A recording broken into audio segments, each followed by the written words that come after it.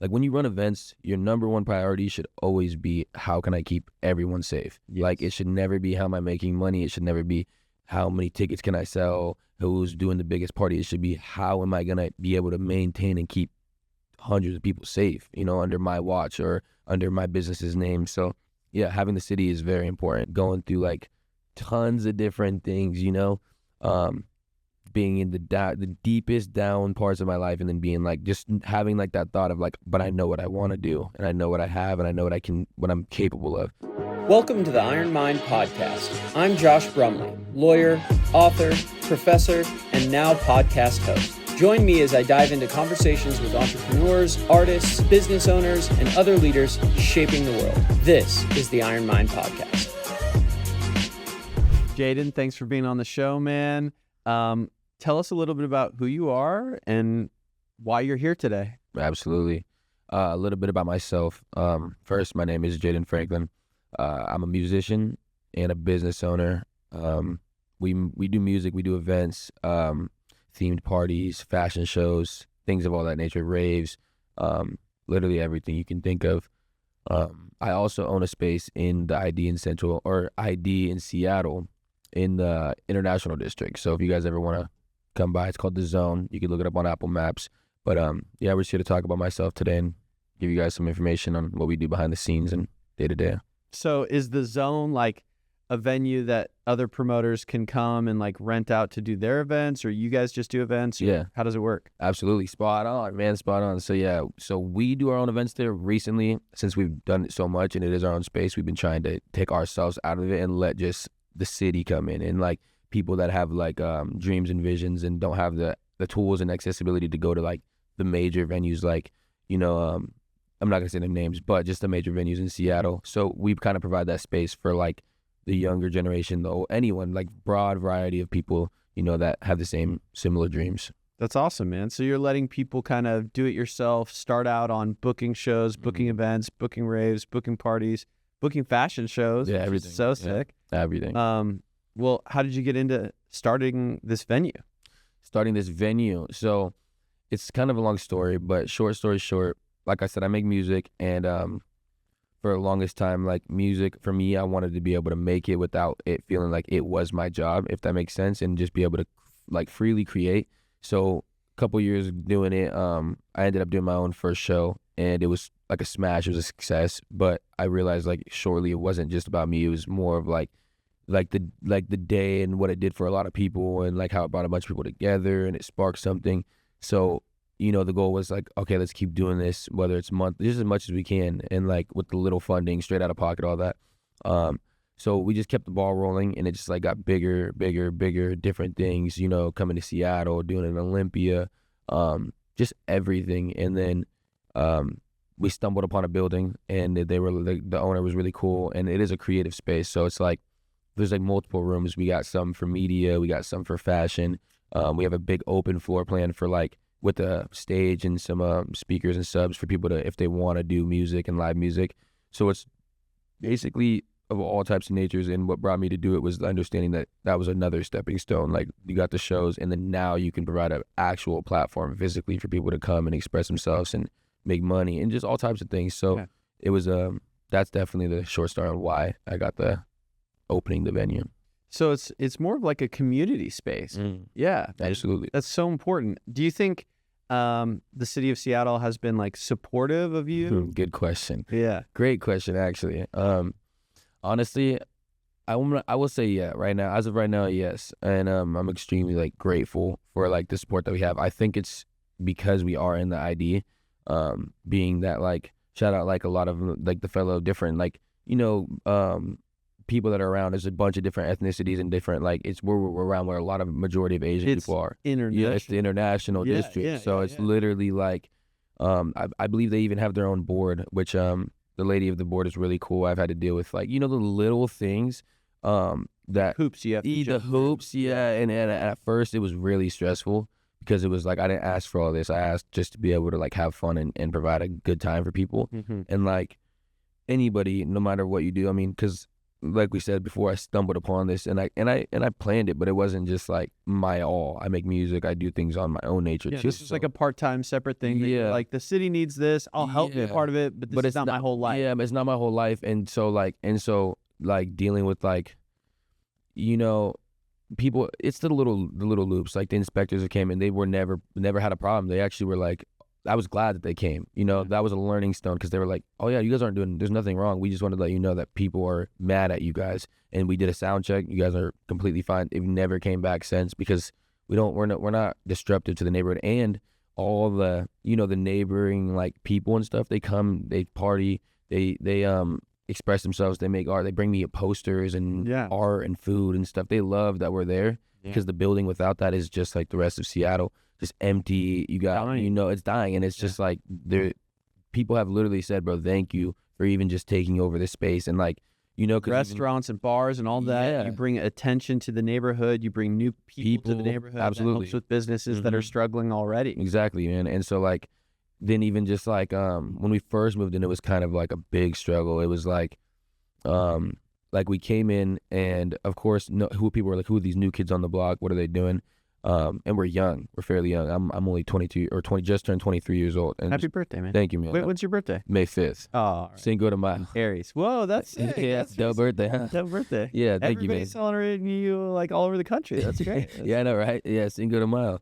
But being young, people seen us, and I don't even expect them to be like, oh, these kids are at this. They're more of like, what are these kids doing? So there was tons of instances of like just clashing, people being like, what are you doing? Thinking that they could really, but as soon as we kind of proved ourselves, and we've been here for a year at least, and it's really fairly calm now. The police, they've never came to our place, and if they do, they're like, we're not here for you guys. We're here for what's going on around, like in the city and stuff. Yeah, yeah. And they've came and looked at the building. They're like, this is super cool. This is super dope. So I mean, yeah, just as long as we're loved and we show love to everybody, that's it, man. It should be fun. Do you guys have like a video or anything of the venue online? Yeah, there should like be. The floor plan or anything like that. Yeah, there should be. I mean, all over on our Instagram, I believe there should be on Zone Seattle on the Instagram. Do you guys have a formal website too? We do. Well, do we? I think that we have everything besides a formal website. Like on Apple Maps, there's pictures on. How come you don't want to have a website? Well, we just got started. Oh, but a year? Well, not really. July will be a year, but like also when you're running like something like this, obviously, yeah. But like we have nowadays, it's so weird. I mean, obviously, yeah, you want a website just for like tickets for people to like random people to come and see what it is, see what the events calendar. Absolutely, like all those things. But like, and we will get to that. But I think the majority of things that are very important right now is like Instagram, like those things. That's where 90% of our people are. Not that we don't want to expand or have like just like a place for people to look at. Yeah. But 90% of the people that book, look, see, it's always through Instagram or TikTok. The new upcoming platforms, if I might say, because I myself absolutely believe in like websites and ads and going up and putting flyers around. But have you guys like collaborated with any other music spaces or other promoters that are running out of like Tacoma, like Real Art Tacoma, or Amir from Stadium? Like it's funny to say. Yeah, so Amir, me and him haven't spoke directly. We follow each other on Instagram. I've been to his club a couple times. It's always been love. And Real Art, I like them too. I forgot what his name is. I don't want to mess it up. Tom Long, maybe? Yeah, somebody from there that we follow each other. And they wanted us to come in there.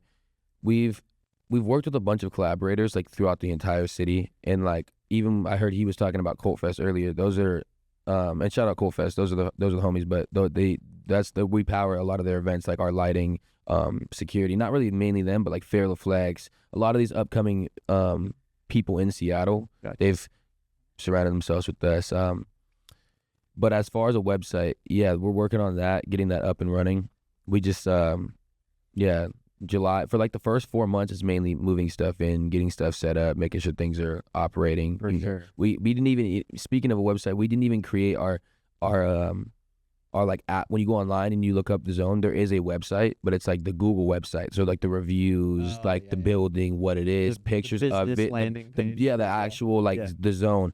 And so like, and we didn't create that, which you're supposed to. That was another thing we ran into. We're getting, people saying that it's a nightclub when it was not a nightclub at all. Tons of stuff that's so detrimental to us. Yeah. And it's like you look up the Zone online for the first 2 months, and it's like nightclub in Seattle and like all these things. So the first 4 months were really about what are we doing? How are we doing this? What are we doing? And so like the last 5 months have been like us understanding how running an actual physical location runs, from cleaning it to all those things. I think understanding the requirements for what made a nightclub versus a roller skating rink versus a bar was what, when I started running live music spaces in Tacoma, that's what pushed me to learn more about the law and kind of put me on this path to where I'm at now as a lawyer who runs her own business. And that's cool. I'm not super involved with running live music spaces or having events anymore, but arguing with the city about why we didn't need sprinkler systems. Or how many bathrooms we need for the amount of people. Yeah. All those things. All those things. You don't think about that when you're just trying to throw a party, and then when you start making it a formal thing, they're like, no, you're a nightclub. And like, here's 10 reasons why we're not a nightclub. Yeah. But yeah, it's up to the city to decide, and it's up to the city to keep people safe. And sometimes they want to throw barriers in front of young people who are starting businesses, and sometimes it's specifically about the type of business and not really about the person or how successful they are or how safe people will be. They just want to. Absolutely. So having the city have your back, really important. Shout out to the city for doing that for you. Yeah, shout out Seattle. That's why I was like, when you asked me like, have they been supportive? I'm like, yeah, now it could be worse. It could be way worse. I've had like 5 venues shut down by the fire marshal when I was they don't play younger. They don't play. And every time he shut me down, he was like, "You again?" And I was like, "I'm not going to stop. Just tell me what is wrong with this one." And I was like, "I'm not going to stop having these events. Eventually, people need a place to come be social, and it can't be everyone's house. Absolutely. It's just crazy. So let us do it. Tell me what I'm doing wrong, and I'll just find a better place the next time." Exactly. And eventually, we did. I feel like it's their way of. Which it's like, I mean, it's been a thing that people do for centuries, but I feel like it's Seattle's way of like weaseling the weak out and like ones that they. It's like a haze. It is. It's like, oh, you don't have the money. Like, I mean, anything. Like, oh, you don't have this, you don't have that. Only the strong survive. Yeah. And only the strong that really like, and they know that. So they're like, all right, this one time party thrower is not going to do this again if we give him a, and I see it throughout the city a lot. Not even saying this, but I see a lot of people that just like, well, and they come over, they're worried. They're like, oh, bro, I got a fine for this. And I'm like, well, you shouldn't have done that. That should have been something you thought about before. Like when you run events, your number one priority should always be, how can I keep everyone safe? Yes. Like it should never be, how am I making money? It should never be, how many tickets can I sell? Who's doing the biggest party? It should be, how am I going to be able to maintain and keep hundreds of people safe, under my watch or under my business's name. So yeah, having the city is very important, and like kind of just sticking by general rules in your head, understanding that like if you don't have a liquor license, you can't sell alcohol, like certain things that, because we all want to do what we want to do, but you got to take the strong route, the strict route, so that way you don't get, run into any leeway or any issues. It's a slippery slope when you try to cut corners and then someone gets hurt and gets shut down. Yeah, never take shortcuts, ever. Yeah, that's illegal. Yeah. Taking shortcuts always bites you in your ass. Yep. All right, well, what's like a major challenge that you have faced or you're currently facing, and how are you trying to overcome it? Right now, a major challenge for me personally is trying to balance the fact that I'm doing all these different things, which I'm so grateful for and thankful for. Like I always am like, dude, my life's crazy. But then I'm like, sometimes I am like, damn, you're supposed to be a musician, dude. You're supposed to be making music. And then it's like, oh, but you need to do this show because you got people waiting on you. So just finding like a balance for what I'm doing, but also like maybe strengthening my team that's around me, because I have a really good team, but just allowing them to understand that they can take assertive, roles sometimes they can, so that way we can all, work together and let's get some weight off my shoulders. Yeah, so it takes a team of people to run a space like that, man. Yeah, for sure. Yeah. What about advice for people who are like interested in making music, being a musician, touring, running a space? How can they get involved with the Zone and help support what you guys are doing? Absolutely. Any advice would be take the long route. And I'm not even like speaking from like I did it. I'm speaking from I'm doing it. Like I'm in them, and I see a lot of people around me because I'll be friends with like top tier musicians or people that are in the music isn't that like what everyone makes it seem to be. Like you have to be, if you want to make a living only off of making music, that needs to be what you live and breathe and like die doing. It needs to just be music, and you have to be and not a lot of people are, and me, I'm not even really cut for that. I just like to make music because it sounds good. I'm just thankful that people even care about it. So that's why having the business and taking the long route, because when I go on tour, I know that, maybe I'll go and do it with another host, but I can book the venue. I do this every day. It's book venues, talk to people, write contracts, read, all these things that are behind the scenes that most people don't think a musician's doing. They think he's sitting around, just smoking and making music and stuff. But it's like there is a lot of business that comes in it. So that way, when that time comes, to be able to have a platform for yourself, or say you have a huge audience, you can tour and you can make the money straight to yourself, pay who you need to pay, and there's no, so that would be my advice to any musicians, is to take the long route, do everything behind the scenes, be fully independent, like run your own shows, book your own venues, everything. And then for the zone, I mean, we really just want, we don't ask for anyone's money, nothing. We just want your guys' support and attention. So like if we do an event, come through, see, have a good time. We're always like, we don't discriminate with people or anything. It's always like a fun time, no matter who you are and what you like and what music you like. So just be supportive of us.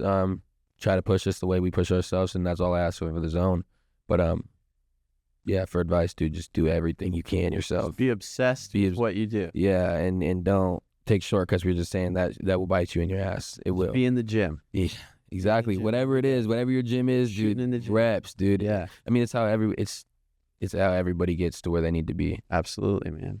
I think that's not just musicians, just every industry, right? Mm-hmm. Like in the law, the successful lawyers are the ones that are reading cases when they're not required to be. Absolutely. What are you doing with your free time? Are you obsessed with your trade? Are you obsessed with your profession? Or are you just trying to get a paycheck? Exactly. Yeah, that's very true. All right. Well, what are like some upcoming events that you're really excited about at the Zone? So we got at the Zone, this month of May, we're focusing on mainly like putting the spotlight on other people that are trying to rent. Maybe we'll do one event. I think we're planning one event for just a pop-up event for the end of May. But as my other business, which is Raisins, that's where we the parties and events theme from. So we're doing like a Memorial Day weekend like rave in a warehouse over in the industrial district.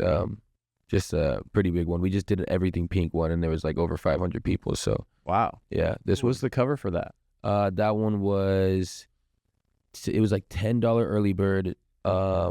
We did 2-for-1 passes too, so you could get 2 passes for one for $20. Because we never want to. I mean, we need to make our money, but we're never gonna be like pinching money out of people's pockets. Yeah. No, so 2-for-1s, $10, 10, 20. A party with 500 people. VIP came with the access to the event and the after party and a whole lanyard and all these passes and stuff. I think that was like $25. So nothing was over 40. The only time it was 40 at the door if you didn't buy tickets online and stuff like that. So even 40 people were buying $40 tickets on pre-sale and stuff. So we try to be very affordable for everyone that comes to our stuff. Love that, man. Yeah. Well, the podcast is called Iron Mind, and that's based on this old punk band that isn't around anymore. I say old, but not that old. But Iron Maiden. No. Iron Mind is a song name. Okay. From a band, but so that's the name of the podcast. It's based on this song that no one besides me has ever heard that's ever been on the podcast. What does having an iron mind mean to you?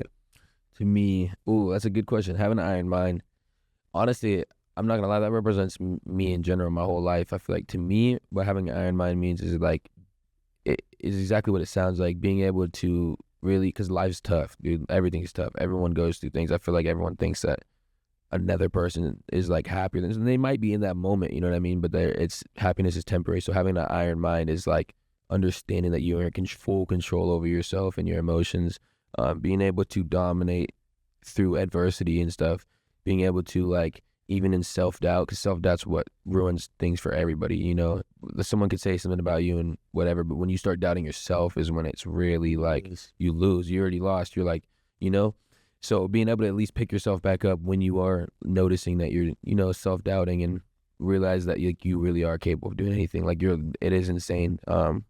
Even because I haven't even got to where I want to be, but just being where I'm at, like compared to where I was in the past, that's like an iron mind, like going through like tons of different things, you know, being in the deepest down parts of my life, and then being like, just having like that thought of like, but I know what I want to do, and I know what I have, and I know what I'm capable of, to being like here and being looking at that, like I knew it, you know what I mean? Yeah, Even here I'm sitting in a podcast talking with you about my life, you know, when I once was in a bed or homeless or whatever it was, you know, like, so like have an iron mind, like really like being able to get through and persevere. That's what it means. Perseverance. I love that, man. Yeah, it's easy, I think, when anyone, I'm speaking about myself, but it sounds like you've felt this exact same thing. We get so focused on where we want to be, and then every once in a while we get like a twinge while we're on this podcast, or you get in a courtroom, or get a big result at a trial or something, and you're like, oh, I did that. Yeah. And a year ago, I was striving to be where I'm at right now, and I'm just thinking about where I want to be. Yeah, but I need to take a beat and just be like thankful. Very thankful. Where I'm at right in this moment, man. That's very important. Yeah, very man. important. That's very real. What you just said is the realest thing. That's what I've been feeling a lot recently. It's like exactly that. Like, damn, it's life. This is why a lot of people go down that like, I need more. It's because, bro, like you're always looking like way past where you're actually at. Like, I've been trying to live by right now. What can I do today to make myself better than I was yesterday? And not just like on some general thing, on some, not tomorrow, what can I do next week? What can I do in 2 weeks? What can I do like right this second or today to make myself better? So, you know, to allow myself not to, you know, stress about the future, and to be thankful and live in the present moment and stuff. I think exactly the same way, like what can I do to be better? But I also kind of break it into categories, like what can I do for my like physical health? Could I be doing more in the gym, or like be more active in my like social time? Could I be doing more with my mental health and like growing my circle to be like closer connections, to feel more connected to people? And what can I do in my financial health? Like, should I be saving more money and not, like spending money on stupid frivolous shit that now I'm not gonna have money saved if there's an emergency, or like for Mother's Day, I want to fucking show up for my mom. You know, I need to like, man, mom stuff. This is like very real. These are all the things you're saying are the things that I've been thinking about like the last like week, 2 weeks, 3 weeks. We're very similar people, man. Yeah, for sure. So you might be a lawyer someday. That's hey. You're already doing contract negotiations. That's a big part of it. Yeah. Would you rather have unlimited money or unlimited time? Unlimited. Oh, like, because that's a great question, because time is money, obviously. But like, I would say unlimited money, not for the reason a lot of people think, but because I don't want unlimited time. I'm like big in spirituality myself. I at the end of this, I don't want to go. But, you know, after I live my journey, I'm done. I don't really need to be here forever, you know? So, unlimited money, you know, because I want to, like that. I feel like time is what we were just talking about. That's what allows you to be grateful and thankful. If you have unlimited time, there's no reason for you to like sit there and be grateful and be thankful. You're like, oh, I could do it tomorrow, you know, the next day. So unlimited money, I guess, you know, that's why not have some money in my pocket and be able to go at old age and leave generations some money. That'd be cool. That would be cool. That will be cool. That will be cool. Yeah, for sure. Speaking into existence. What's a habit or a mindset shift that helped you to be more successful when you were starting out? Like, how did you get to be more focused on what was important to you and kind of cut the noise away? What were things that you changed? Yeah, exactly what you just said. Cut the noise away. Like I feel like I was seeking validation for like from everybody around me. A lot of people are that way, but I was really like letting things slide. I mean, I obviously was I was like 19, 18, so I really didn't know who I was even as a man. I was like just a boy, like, let's get drunk, let's do this, like super like dangerous, jumping off cliffs into the water and stuff, like, you know, just really focused on life.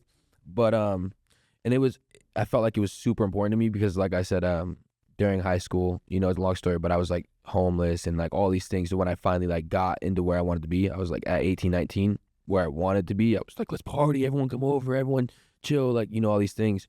And then I shortly realized like that none of these people are my friends. None of these people care about me. Like, not a single person I'm around cares about me. Even who's like my brother today, we had a huge separation. Like I wasn't where I needed to be in my life, you know? Yeah. There was a time where I literally upped and left, and this is a real story. I up and left with $0 in my pocket, just an EBT card, and went to LA. My homie was moving in there. I was like, I'm coming with you, dude. And I got by, and I started making money. I stayed out there for like 6 months, left every friend that I had, left the girlfriend I was with, you know, like went through all these like detrimental changes that a young boy's like, oh, my life's over. And then really realized like, okay, bro, you know, now people will be like, oh, sometimes I'm selfish or sometimes I'm this. And I'm like, I have to be this way. Not like in a way of selfish to other people, but like with my time, with my energy, with like what I allow to happen around me, I'm very selfish. Like before it was do whatever you want. Now it's like, if I don't provide like happiness or something to your life, I would assume you would do the same thing I do. If you're not providing worth or happiness or anything to my life, you have to go. Like no disrespect, do your own thing. You're living your own life. I wish you the best. So having that mindset of understanding like the people around you, for everyone, should be providing you with like something, happiness. You know, the same way you're providing with them. It's not just a take thing, but you know, like a mutual exchange in what's going on. Not just having pointless people around me was understanding. That was what changed it for me. I think there's a saying that people say, like, you're an average of the 4 closest people around you, and who those people are either bring you up and bring your average of who you are up, or they bring your average down. Exactly. And thinking about who those 4 people that you spend your most time with, who those people are, and who do you want them to be. Exactly. Who do you strive to be like? And that's something that I think about a lot. You know, who do I want to spend my social time with? Who do I value as a peer or someone I strive to be like? And who do I think I don't want to be like that person? Exactly. That's a big one right there. And that's what I was realizing back then, was I didn't want to be like any of the people around me, and none of them had anything. Like I wanted to be around people that were doing, even the dude that was just in here, you know, Nolan, that was a person that I met that like was doing he is doing still way more than me, but like he's older. I took advice from him. Like back then it was like, oh, let's drink this and that. And when I'm doing business, when I speak to somebody like that, I'm like, oh, this is a person that just told me in one sentence more than anyone that I'm even hanging around. Guys, you know, like told me some real knowledge, told me to go get an LLC, told me to go get these things, you know. Pass down information. Exactly. Instead of like, let's go party. Let's go party and get drunk. And like, yeah, I feel like you said, whoever's around you is definitely, whoever's around you should uplift. And I tell my friends all the time, we're around each other. What I say represents you. What you say represents me. Like we have to uplift each other. We hold each other accountable for things, you know, all those things. We're not just friends to be friends, you know? Yeah. Well, that's deep. That's real. We're going to transition now to something less deep, less real. Let's do it. Maybe. I mean, maybe not. But what's the most used app on your phone? The most used app? Can I check? Yeah. Just to look. I don't even know how to check. I would just look. It's going to be like some centering like yoga app or something still really spiritual and deep. But let's see. I would say probably Spotify or Instagram. Probably Spotify. I'm always listening to music. So Spotify. What were you listening to today? Oh, that's good. I was just listening to. I just dropped the album, so probably that or Yeet. I was listening to The Bell by Yeet, the new song he just dropped. Is it good? Yeah, he said, "All my diamonds speak to me." That shit was fire. Oh, that's fire. All right, well, I gotta check that out, bro. You listen to me. Righteous Jams is the name of the band that wrote the song that Iron Mind is named after. Okay, give it a shot. Let's see, what else we got? What's one thing that you think people misunderstand about what you do? Probably like the way that I make money, because like a lot of my friends are we're all 22, 23, and like even me, like when I make money, it's through business, and I'm thankful to like touch the amount of money that I'm touching off legally doing things, you know. So I'll like post, you know, on my private Snapchat story to my friends, and my friends will slide and be like, "Oh, he's scamming. They think that I'm scamming, and I'm like, bro, I mean, at least I can say that I'm doing good enough for you guys to think that I'm stealing from people, you know, like, bro, that's insane. But yeah, no, I think the common misconception is people think that, and they also think that doing what I'm doing is like is like a get rich scheme, but it's really not. I've went so down in the dumps with money trying to like provide these experiences for people, and they'll probably sit there and be like, dude, he must have made a killing. It's like, no, I actually spent way more than I made today. Like I lost so much money. Yeah, dude, I'm learning that myself, dude. I'll do like little things, and I'm like, oh, I did just lose $400 just like opening the doors because I had to hire security, do this, do that. So that's a very misconception, is that the money's rolling, and you have to make it rolling. How do you convince people who know you, who are like close friends or maybe just acquaintances, when you're doing an event, that supporting you doesn't mean just showing up and asking to be on the guest list, but supporting you means showing up and then paying cover to come to shows, to support your business, to support what you're building. Yeah, man, that's a great question, dude. Recently, like probably the last 2 events, I've been more strict and lenient. I'm like still on like that. Oh yeah, he's good. I'm like terrible at that. Like people will be like, oh yeah, like they'll send my security come get me, and my security's making it seem like it's so important. And I get up to the front, and they're like, me, can I get in? And I'm sitting there like, you interrupted what I was doing like, because you wanted to get added to a guest list spot for $10. Exactly. And then I'm sitting there like so busy that I'm like, bro, just let them in. Like, you know, whatever it is. And I'm also like so bad at being strict and being like to their face and know you're paying to get in here. So it's so and they know that. So that's why they tell them, go get him. But like, so this is a great way that you could just post this clip and be like, stop you're not getting in for free anymore. Look at the camera and tell everyone who asked for guest list spots what you really want to tell them, and then you could just share it. If you are not a part of the team, and you could text me individually. Actually, do not text me individually because that's what you guys do. That makes me. All right, yeah, start over. Do not text me individually on my personal profiles. That's the number one thing. Do not text me on my personal profiles if you know that I'm running these events and ask me for free entry. And especially if you know that you can get in free and you don't have to ask me, then you wouldn't have to ask me if so yeah, like let's just keep it at that. Do not text my personal profiles asking me to get into events for free or anybody that I know, especially if you don't like help us, even just pick up a broom, dude, at the end of the day and help us sweep up. You know, those are the things that we appreciate. Then we don't care if you paid you. We know that you're loyal to our space and want to keep it clean. To the value of what we're building. And exactly, like or just like be mindful. A lot of people that come to our events, they're not mindful, and then they want to ask for free entry, or they don't even ask. Sometimes they just are in the building, and I'm like, or like they know the dude at the front. And that's why it's just business things. I got to cut certain things out. Well, and it's a respect thing too. Like if people really appreciate what you're building, they should want to support it. Exactly. And they shouldn't be trying to take money out of the business's pocket because they don't want to spend $10.